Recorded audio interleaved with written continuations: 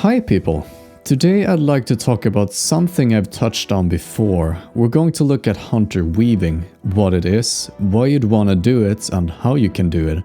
If you do it properly in the right situation, it's gonna be a big DPS increase. It's also something that all hunters can do right now. You don't need any new weapons, items or gear.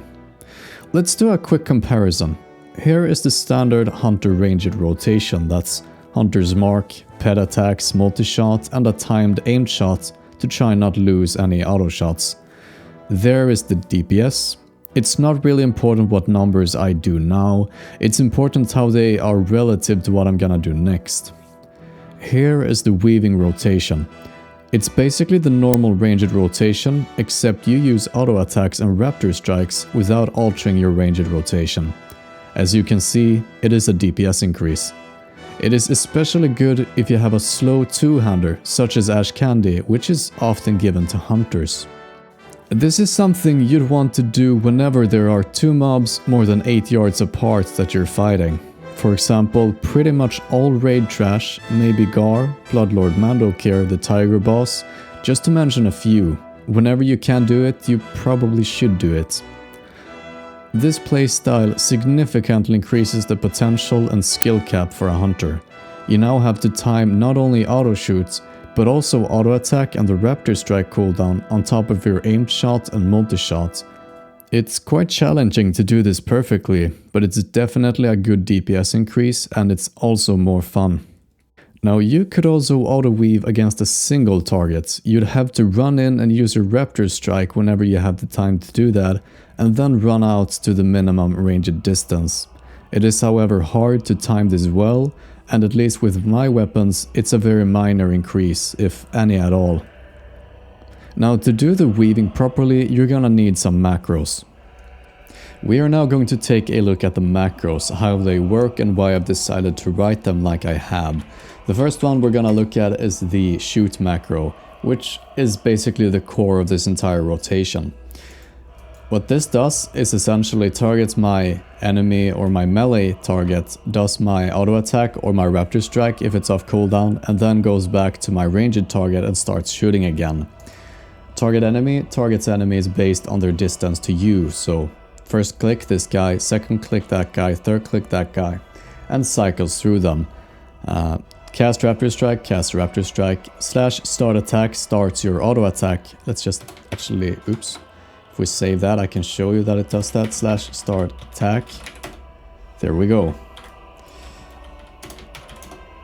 Slash target at mouse over basically targets whoever you have your mouse over. This is something often used by healers who don't want to use any add-ons. So as you can see, I can target anyone and I'm not clicking. Well, now I'm clicking and now I'm using the macro. So you can see that it works. And finally, slash cast auto shots will start my auto shoot again. What this macro does is basically make your mouse positioning a part of your DPS rotation. So you're not allowed to run around with the mouse like you'd like to, you know, jumping back and forth. You have to keep it in a certain spot and you can't even rotate like this.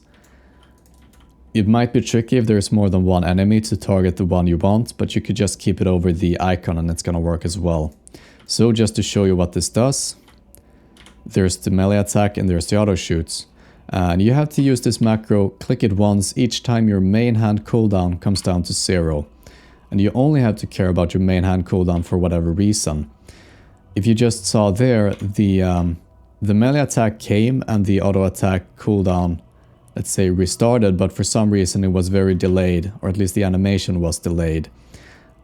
So everything works, it goes off, it just takes more time than it should have for some reason.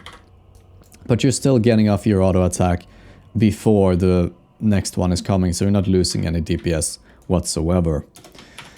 We are now gonna look at the other two macros, which is the multi-shot and aimed shot macro. And these are essentially exactly the same as the shoot, except I've added the line slash cast aimed shot or slash cast multi-shot.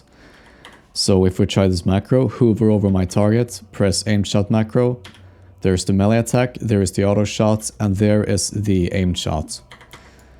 Now a problem with this macro, or these two macros for some reason, is that if I do a aimed shot, everything works, and then follow it up by a multi-shot, then the auto attack does not go off most of the time for whatever reason. And I think that a way to at least solve it is to click the number 1 macro before you do your multi-shot macro.